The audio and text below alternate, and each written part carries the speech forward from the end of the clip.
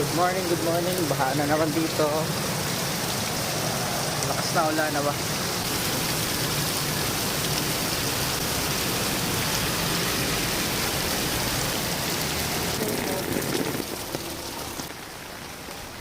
Location ko saan ako malapit nakatira. So, nandito ako sa labasan dahil kumain lang ako doon sa may tindahan. Tapos bigla namang lumakas ang ulan. Abot hanggang tuhod din ang baha dito, no? Ayo, mahirap magpaabot ng hanggang tuhod na baha. Timpla mo na lang akong kape. Ito bayad daw. Yeah.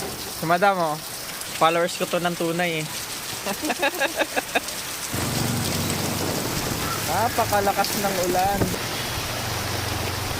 Oh, baha dito, baha dito sa Paranaque. Nasa labasan kasi ako, kumain ako.